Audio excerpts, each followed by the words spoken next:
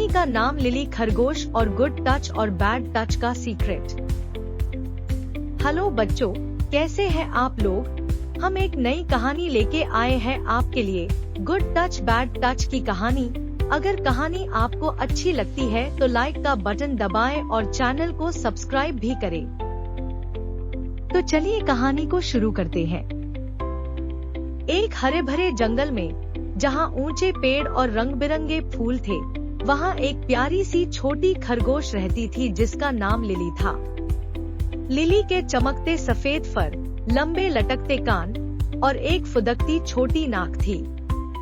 उसे जंगल में घूमना और अपने दोस्तों के साथ खेलना बहुत पसंद था। रिकी रैकून, जो हमेशा मजेदार शरारतें करता था, टॉमी कछुआ, जो धीमा था लेकिन बहुत बुद्धिमान था, और सैंडी गिलहरी, जिसे पेड़ पर चढ़ना और अखरोट इकट्ठा करना बहुत पसंद था।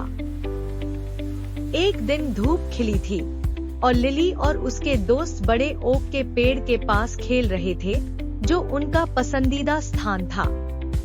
वे हंस रहे थे, उछल-कूद कर रहे थे और बहुत मस्ती कर रहे थे।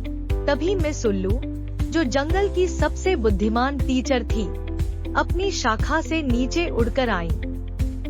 उनकी बड़ी भूरे रंग की आंखें बहुत कोमल और गंभीर थी।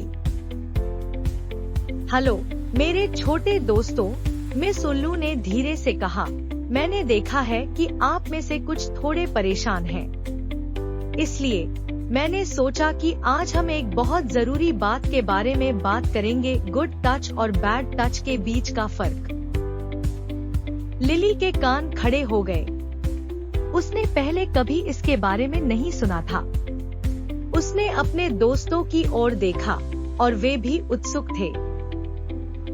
मिस उल्लू ने समझाना शुरू किया, गुड टच वह होता है जो आपको खुशी, सुरक्षा और आराम का एहसास कराता है। जैसे जब आपके माता पिता आपको डर लगने पर गले लगाते हैं, या जब कोई दोस्त खेल के बाद आपको हाई फाइव देता है। लिली मुस्कुराई।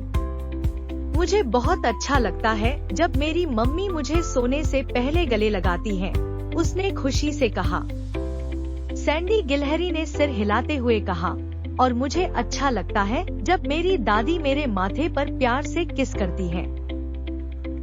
मिस उल्लू ने सहमति में सिर हिलाया। हाँ, ये गुड टच के उदाहरण हैं। लेकिन कभी कभी कोई आपको ऐसे तरीके से छू सकता है जो गलत लगता है या जिससे आपको डर या बुरा महसूस होता है। इसे हम बैड टच कहते हैं। रिकी रैकून उलझन में लग रहा था। लेकिन मिस उल्लू, उसने पूछा, हमें कैसे पता चलेगा कि यह बैड टच है।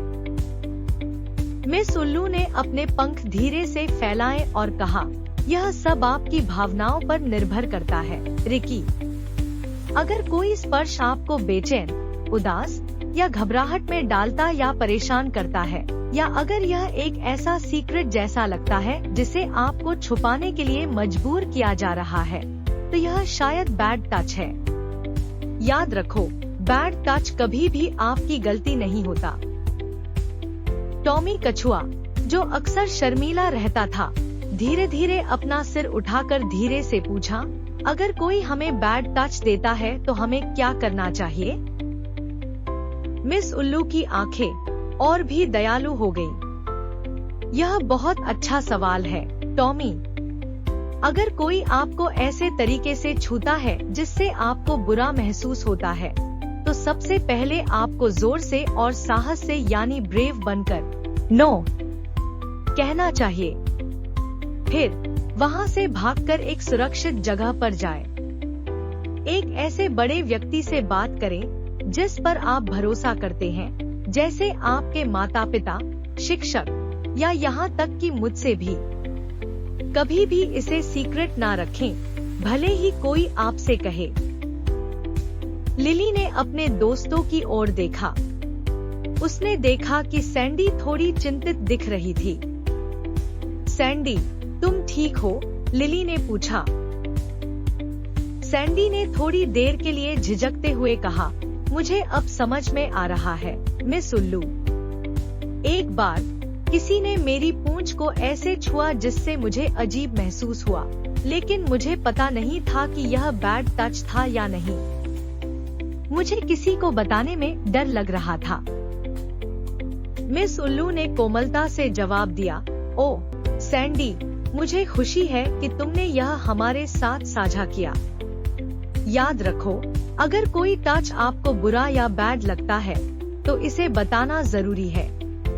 आपको इसे बताने में कभी भी डरना नहीं चाहिए। बहुत से लोग हैं जो आपसे प्यार करते हैं और आपको सुरक्षित रखना चाहते हैं। लिली ने एक दृढ़ नजर के साथ उछलते हुए कहा, मैं हमेशा याद रखूंगी कि अगर मुझे किसी टच से बुरा लगे तो नो कहूंगी और किसी ऐसे व्यक्ति को बताऊंगी जिस पर मैं भरोसा करती हूँ, जैसे मेरी मम्मी या पापा या फिर आप, मिस उल्लू। रिकी रैकून ने जोड़ा, मैं भी। अगर मुझे कभी उलझन या डर महसूस होगा तो मैं जरूर किसी बड़े को बताऊंगा।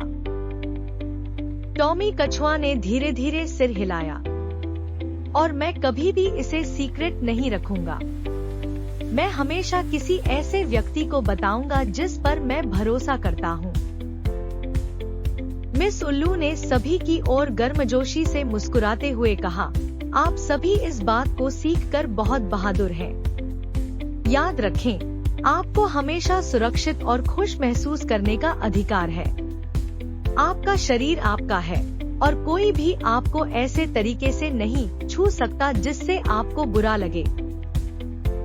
छोटे जानवरों ने गुड टच और बैड टच के बारे में सीखने के बाद खुद को अधिक सुरक्षित और आत्मविश्वासी महसूस किया। उन्होंने वादा किया कि वे हमेशा अपनी भावनाओं को सुनेंगे और अगर कुछ सही महसूस नहीं हुआ तो एक बड़े व्यक्ति को बताएंगे। जैसे जैसे सूरज ढलने लगा, दोस्त खुश और सुरक्षित महसूस करते हुए खेलते रहे। उन्हें पता था कि जो भी हो, उनके पास खुद को सुरक्षित और खुश रखने की शक्ति है। बच्चों, हमें इस कहानी से ये सीखने को मिलता है, हमेशा अपनी फीलिंग्स पर भरोसा करें। अगर कोई टच आपको गलत लगता है तो नो कहें, वहाँ से भागे और किसी बड़े व्यक्ति को बताएं जिस पर आप भरोसा करते हैं। आपको हमेशा सुरक्षित और खुश महसूस करने का अधिकार है। तो बच्चों, कहानी कैसे लगी हमें कमेंट करके जरूर बताएं। साथ ही वीडियो को लाइक करें और चैनल को सब्सक्राइब करें। Fantastic! Like, comment, and subscribe.